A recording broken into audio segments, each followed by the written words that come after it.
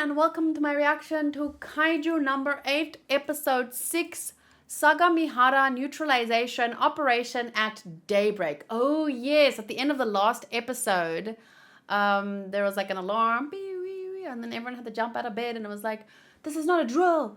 And yeah, so I'm looking forward to seeing what will happen.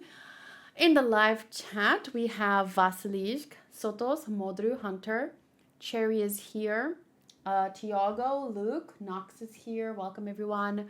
And this is the live chat on Twitch, by the way. If you want to join me on Twitch, my account name is the same as on YouTube, Animaechan. So I do reactions Friday, Saturday, and Sunday. So please join us anytime. It's a lot of fun.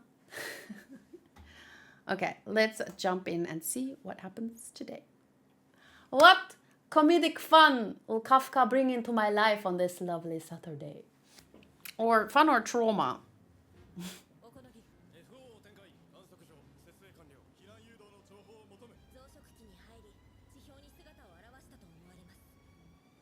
It's breeding phase. Imagine seeing a giant kaiju do the dirty. I'm trying to hide that from the children. Close your eyes, children! Close your ears! We don't want to see the kaiju. Scary enough without seeing that. Cherry, I didn't do 3, 2, 1 play. Are you okay? I forgot. I was so excited.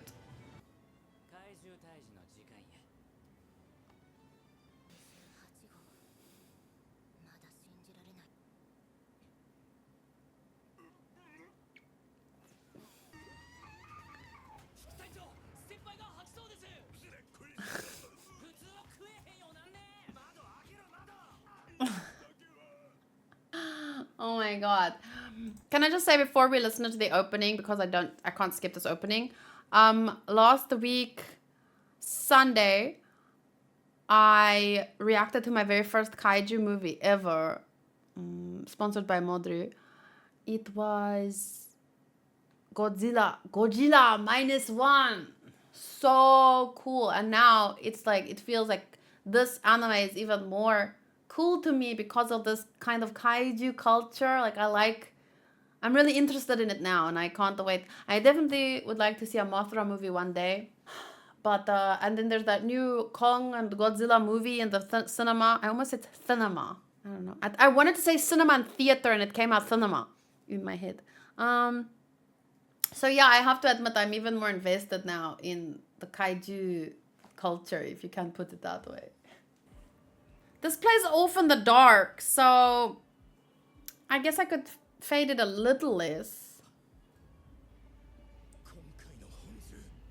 It looks big, but it looks slow. Ooh, that doesn't look healthy.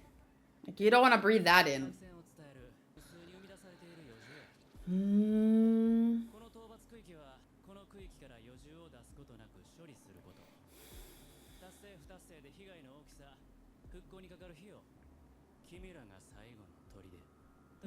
It's got 2 little vampire teeth.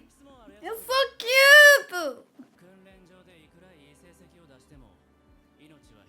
Sotos.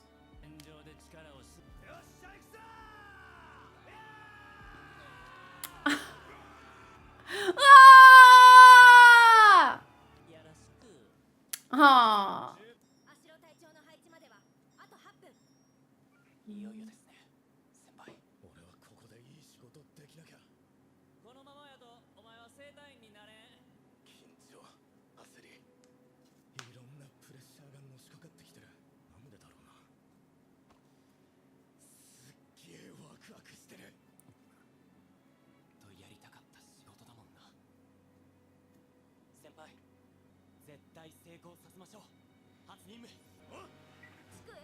Gives me a bad feeling. They put the best with the worst, so it balances out.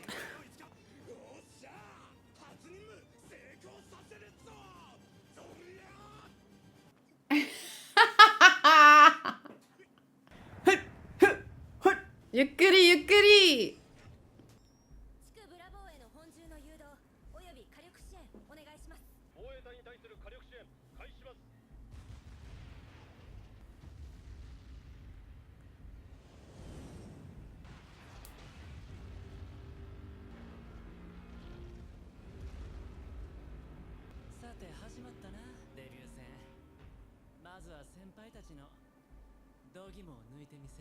What is this? Yeah, because you threw up your panic before, I guess.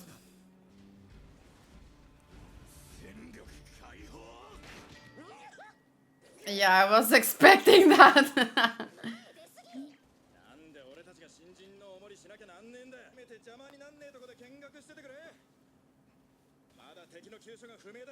Don't get me wrong, sorry, I'm gonna move back.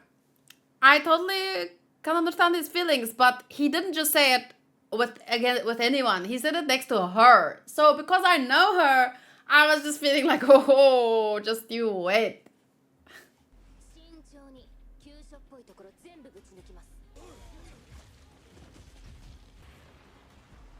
What were you saying again about the being in the way? I couldn't have been that, right?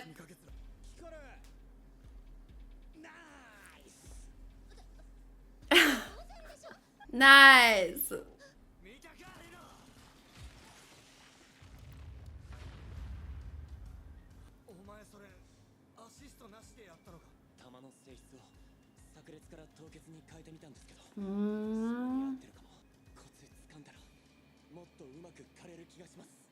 Wow. Aww.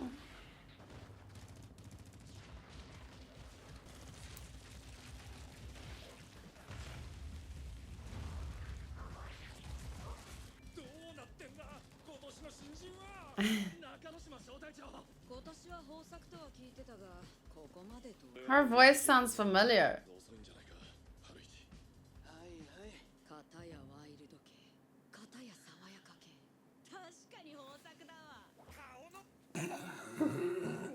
Oh my gosh, they're over 21, aren't they? Just so that I can know if I'm allowed to like her.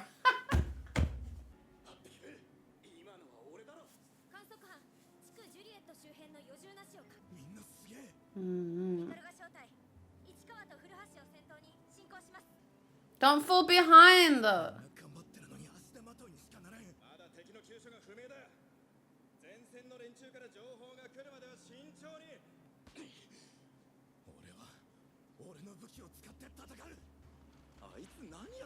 He's analyzing.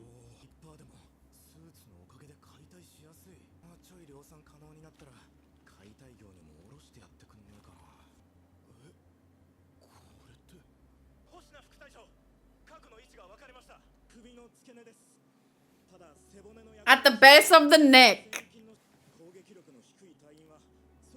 Sasageyo, sasage. Ah.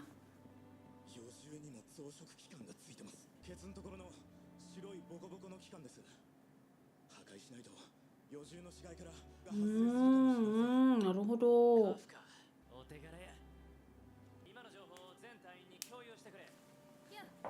Ah.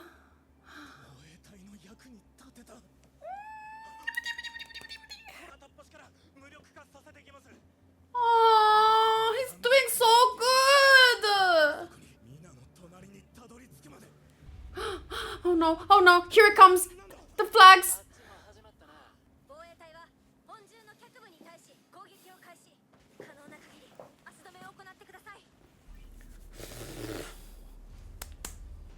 Whoa, my gosh.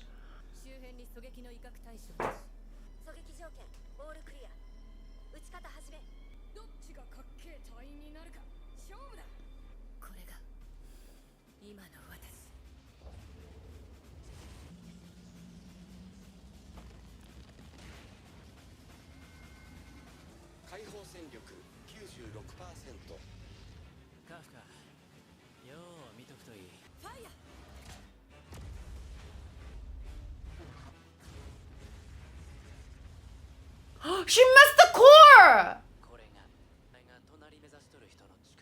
But I saw there. Holy crap!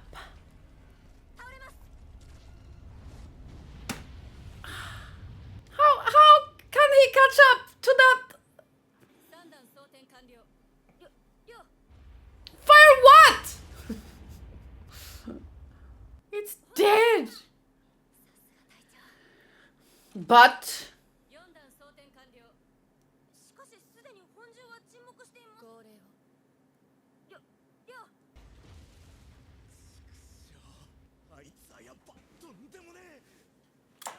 yep. 96%.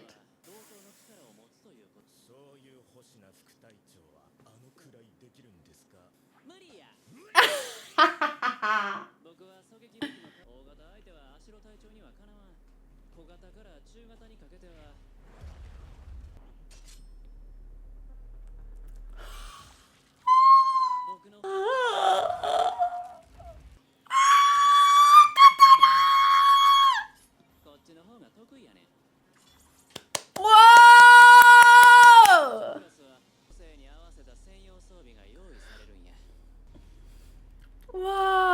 Whoa!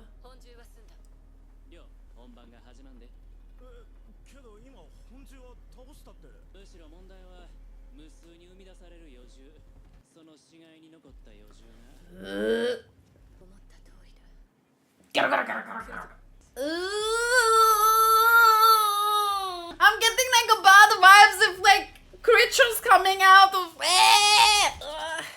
Usopp spell.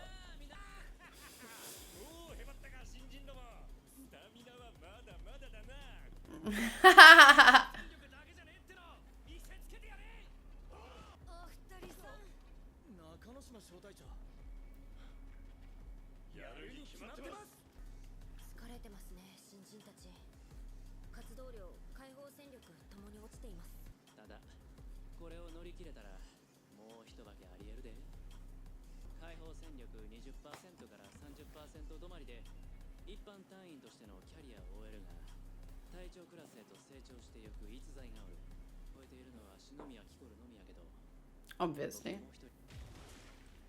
Blondie? Yes.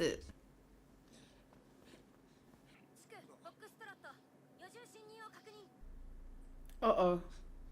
Bad sound, bad sound. The guy, the fake guy.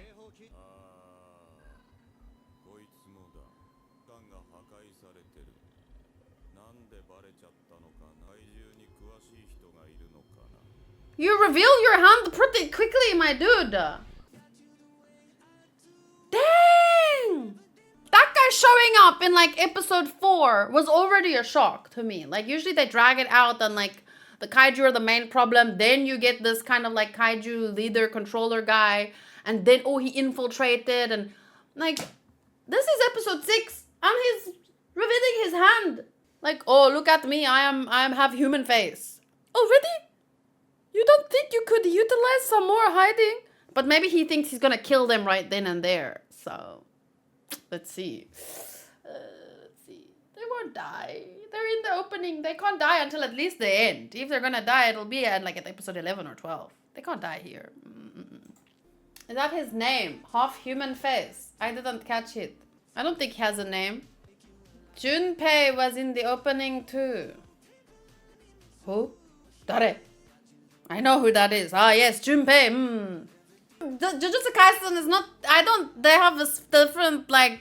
This is a funny show. Funny. The heavier theme is more light. So if someone's gonna die, it won't happen, like, now. And then the rest of the season can't be funny.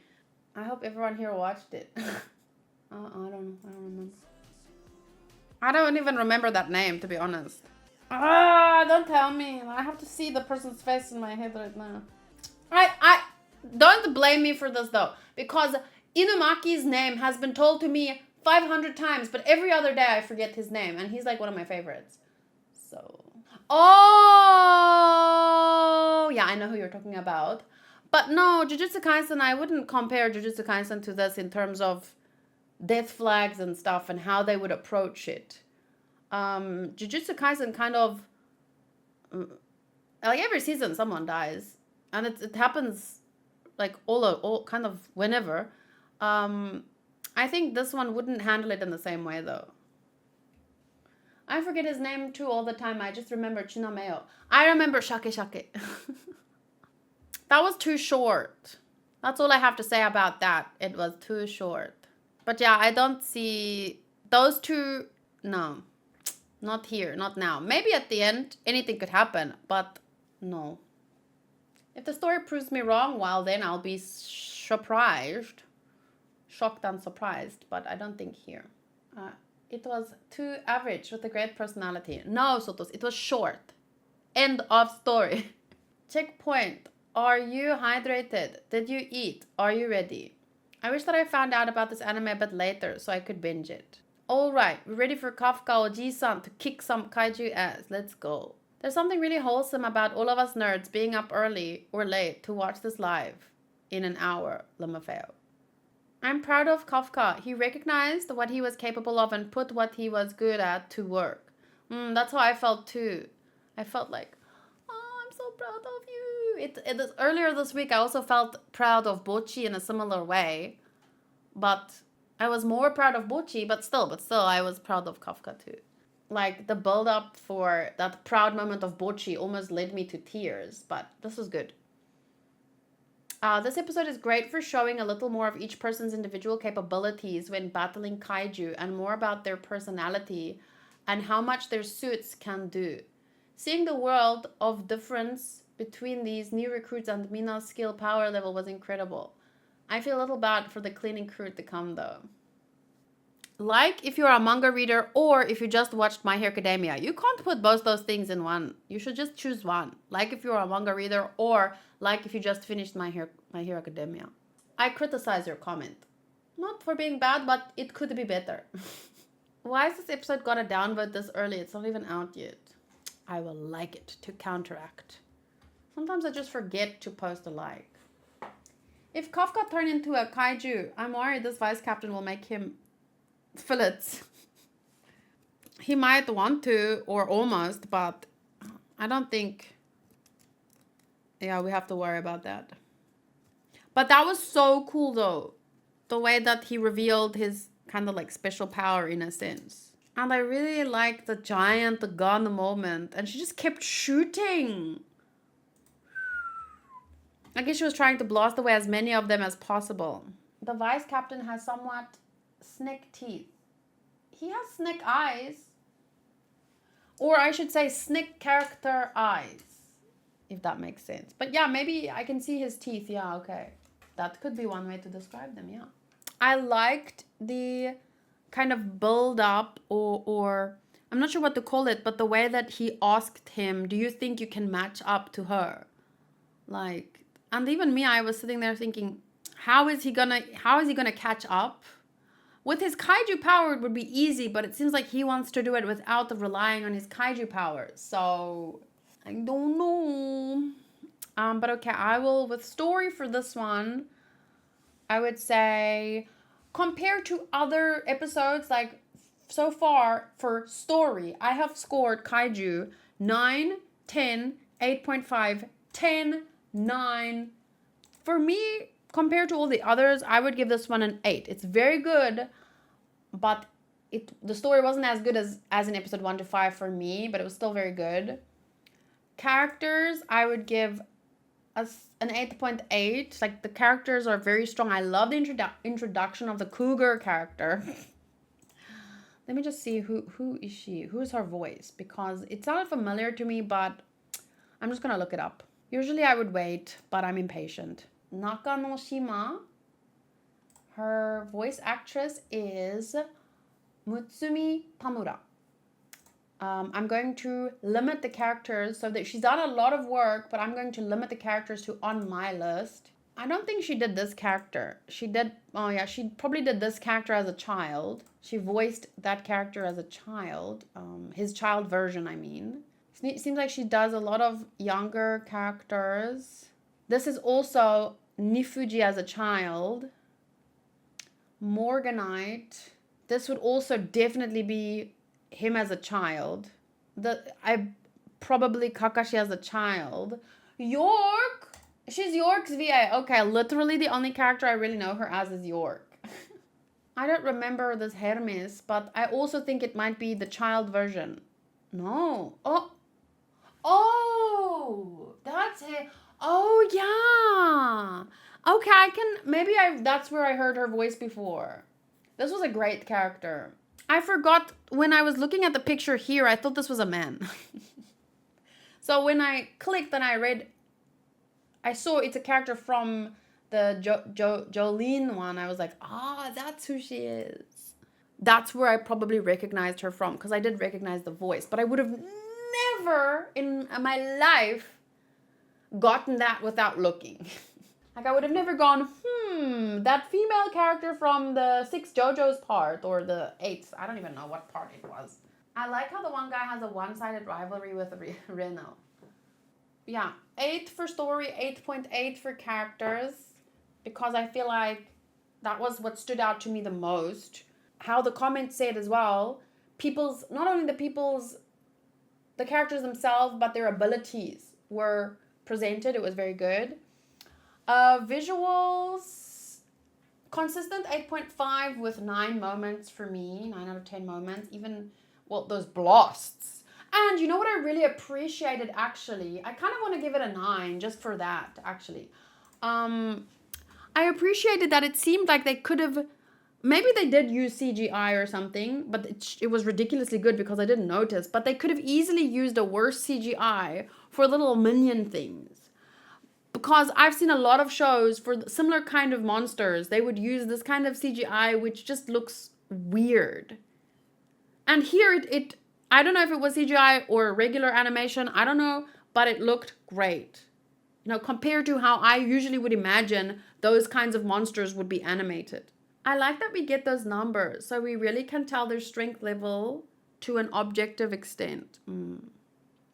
Yes, and then despite that, like Kafka's being 1% physical strength, he still was able to help in such a big way. Even though, technically he is like at 1%, but his brain isn't. If the girl with the big gun, I'm not good with names, if her physical strength, suit, power, whatever, is at 96%, yes, it would be difficult for Kafka to measure up to that. But I think here, his mental strength was already pretty high. Mina, yes. No. Isn't Mina the blonde one? I meant the one with the big gun. The big gun. Oh, her name is Mina? Oh, she's Shinomiya. Shinomiya and Mina. Okay, oh my gosh. Shinomiya and Mina. Kikoru Ashiro. Kikoru Shinomiya. Mina Ashiro. Oh my gosh. She's had a lot of time by now, and she's done a lot, and she's gotten up to 96%, which is amazing. And he might never measure up to it physically without maybe his kaiju form. I don't know. Not that it's impossible. But I think that mentally, with his contributions, his knowledge, he's already at 45% or something. And I can see that getting even more of a... especially now that it's becoming more complicated with the kaiju, and there's a different kind of kaiju that has human level intellect or even more. So I think that his skills are going to become very, what's the word for, very, in the same way that Mina has the skill that even the vice captain can't match. But the vice captain has a skill that she can't match. So I'm thinking that he's going to have, his skill is going to be like that. He might not be able to do what they do, but he's going to have his own thing that's going to be just as valuable. I just saw this picture of Kafka's VA, and I'm like, excuse me? What a cool picture. Who is this guy? I haven't once recognized him, so... He's the trash bag in Doro... Gomi Bukuro no Naka no Otoko. So yeah, he's doing amazing. Fan A from Oshinoko. He's doing a great job. Ichikawa's voice actor is Wataru Kato. He's Rentaro from 100 Kanojo. Oh, I love Rentaro. And he's Kaburu from Dungeon Meshi. He's also doing a great job. He's done more characters though. Then we have Kikoru Shinomiya. It looks like they they really went out there with the VAs. Like, they got very unique and obviously talented. Oh, what? LeMayo? He's the trash bag in Doro. Hedoro caught me off guard. Have you noticed that only 2 women have the most amazing numbers? I'm starting to assume it's something men can't do there. Well, maybe Kafka now that... Okay, Sotos. Yes, Sotos. Sometimes we just have to agree and move on. So this character, or this VA, has a lot of characters under their belt, but I'm going to just limit it like this. Wait, didn't I look her up before? Power? Jolene? Irene? Who even is?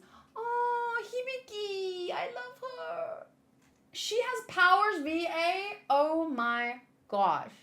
Wow, very versatile. She's also Belorta from Goddess of Victory. Wow, did not expect that either. Very versatile. Best New Actress at the 14th Seiyu Awards in 2020 for her role as Hibiki Sakura. Yeah, she's super great. I like this whole... They should definitely make a season 2 of that. Why they haven't? I'm more curious about Hoshina. I'm just gonna call him Gin. He looks like he should be named Gin, okay? It's the eyes. Have I looked him up before? Because I feel like I remember Gen Asagiri. Wait, that means Aventurine! He's got the Venturine's VA from Star Rail. I love that. Oh, look! The guy from Windbreaker, he hasn't even showed up yet. Yay, more Aventurine! Banzai! Banzai! Hey, look, Sotos, he's the snake guy from Interspecies Reviewers. Love him. Huh? Kiriyama? Whoa. Also versatile. So obviously he has a lot more on his plate, or under his belt, I should say. Wow. Rosho Tsujibimori. Onikami-sama. Sorry, you said Banzai and this popped into my head. Okay, so yeah, I would say... Did I finish my scoring? Oh my gosh, I was stuck on audio. Audio. In this one, strong 8.5. Enjoyment, strong 8.5. So it was consistent with the last episode, an 8.6. But, you know, there have been 2 10s so far and a 9. Out of 6 episodes, there were 2 10s and a 9. So the bar is high, and I would say this one is an 8.6 for me. Vasi says my score would be an 8.9. Anyone else want to share quickly before? Well, please share your score in the comment section. Motor gives it a 9. And then I'll see you guys next week. If you want to watch live, please join me on Twitch on the 25th of May. My stream starts at 12 a.m. South African Standard Time, and I usually watch Kaiju around 7 or 7:30 p.m. South African Standard Time. So we kind of watch, timer style, because the episode comes out maybe 20 or so minutes before I watch. But you could watch it quickly and then come join us. I also like how they introduce that after a certain point, the officers get a specific weapon close to their fighting style. Yeah, like a specialized weapon. It expands the variety of moves and styles, so it isn't just guns. I definitely want a gun, though. Dual gun wielding. Ni gun tu. Ni toryu. Ni gun ryu. 8.5. The show and the characters are really growing on me. I love the animation for the big gun and how positive Kafka always is. He's quite an inspiring character. Once again, also because for a change, we get an older MC with a different perspective. So like, I mean, having an older MC gives you a different perspective a bit. Like the character has a different approach to things and different thought processes. So anyway, I'll see you guys next week.